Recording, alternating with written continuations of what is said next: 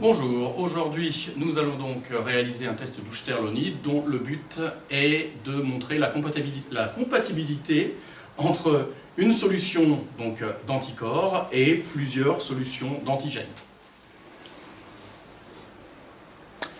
Alors, après avoir mis sa blouse et s'être installé, donc aujourd'hui on veut vérifier si un sérum avec des anticorps permet de faire antivenin contre divers serpents mondiaux, de la vipère aspic en passant par le cobra royal et 3 sortes de mamba. Donc pour cela, on va devoir préparer tout d'abord notre petite boîte et avant de la préparer, faire un repère qui permet d'unir la boîte et le couvercle de la boîte. Et donc ce repère ici, je vais décider qu'il va correspondre à mon puits d'anticorps, à mon premier puits d'anticorps, c'est-à-dire le numéro 2, qui sera donc la vipère aspic. Ensuite, je vais faire mes trous et je vais venir mettre les autres numéros suivants dans le sens des aiguilles d'une montre, par exemple. Mais on va donc passer tout d'abord au perçage. Donc on a des petits papiers comme ça qui s'appellent des gabarits de perçage. Je vérifie que je suis bien au centre pour la vidéo. Ça va. On a dans les petites boîtes qui se trouvent là donc des emporte-pièces qui sont donc des tubes creux et qui vont permettre de venir faire des trous. Je commence par le trou central, j'appuie fermement, je tourne un peu en essayant de ne pas blesser la gélose, et après, comme si c'était une petite cuillère avec du yaourt, là j'ai réussi, et je me retrouve avec un petit peu de gélose et un trou qui a été réalisé. Je procède de même avec les trous périphériques, en faisant petite cuillère. Si je trouve que mon tube est trop encombré, on est très tenté de jouer à la sarbacane, il ne faut surtout pas, ça c'est sanctionné le jour de l'ECE. Donc soit on essaie de les pousser pour pas qu'ils nous gênent avec un cure-dent, et on retirera tout ça après. Mais à aucun moment, là je manipule théoriquement donc des venins de serpent, à aucun moment je souffle dans le tube pour évacuer, même si c'est très tentant, les petits morceaux de gélose. Le trou numéro 3, là, la gélose est bien rigide donc c'est très facile, on fait petite cuillère. Alors je vais faire exprès de rater le 4, dans le sens où le truc vient pas, voilà. Si jamais votre petit cylindre de gélose ne vient pas, vous pouvez aller le chercher comme ça avec le cure-dent. Si vous avez raté la manip, petite cuillère, tac,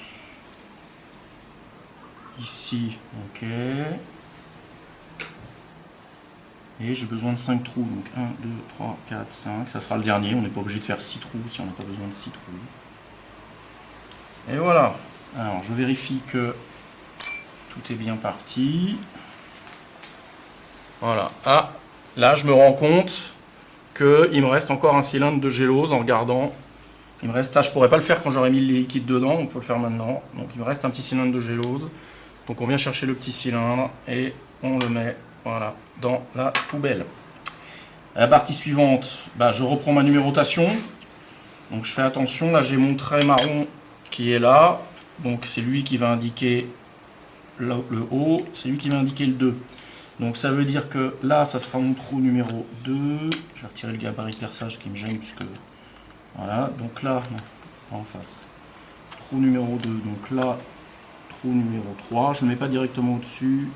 Trou numéro 4, comme ça, ça me permettra de voir. Trou numéro 5, trou numéro 6. Le numéro 1, ça sera le milieu, là. C'est là que je vais mettre mon anticorps. Donc je choisis, moi, pour ma part, de ne pas le numéroter. De toute façon, vous avez le droit de choisir un peu la numérotation ou le code que vous voulez, et ça dépendra du TP.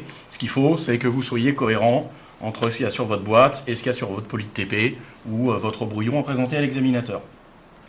Donc à présent, je vais bien sûr retirer le couvercle, d'où l'importance de le marquer sur le côté, et mettre mes différents fluides. Donc tout d'abord, en 1, est-ce qu'il ne faudrait pas des gants pour ça, non? On met des gants pour ça? Play. C'est bon. Alors, on procède avec méthode. Là, on m'a très gentiment bien préparé le travail. Donc j'ai et un code couleur et un numéro pour ne pas me tromper. Donc le 1, classiquement, après on fait attention, on regarde ce qu'il y a écrit. C'est mon sérum qui est censé être anti-venin de serpent. Mais alors tous les serpents n'ont pas les mêmes mélanges de venin. Est-ce que je veux savoir si c'est ce sérum-là? Voilà, j'ai appuyé pour remplir le puits, mais il ne faut surtout pas déborder. Donc ça, c'est l'écueil à éviter. Puis mon 1, bah, il va pas resservir. Donc je le mets de côté. Voilà.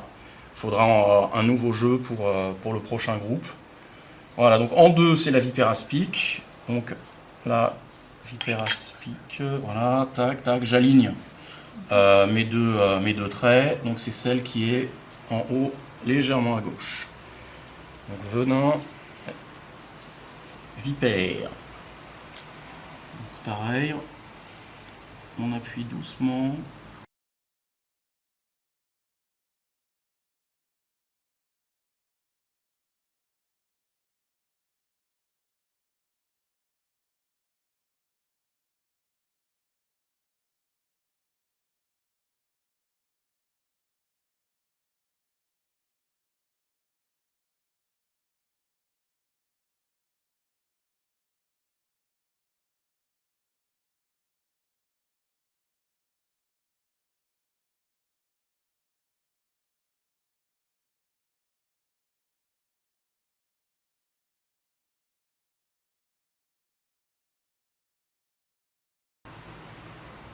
J'ai un peu la tremblote, mais ça va aller.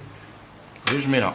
Alors si vous, comme moi, ça fait longtemps que vous n'avez pas manipulé finement comme ça et que vous avez la tremblote, même ruse que pour les travaux que l'on fait par exemple en électroforest, quand on a des tout petits puits à remplir. Bon là je mets beaucoup trop de venin. Hein. Bah, si vous voulez être sûr de votre mouvement, donc là je suis sur le numéro 3, vous posez le coude sur la table, vous tenez l'avant-bras. Et normalement ça tremble un petit peu moins. Je suis Parkinson, mais c'est pas possible. Donc 3, 4,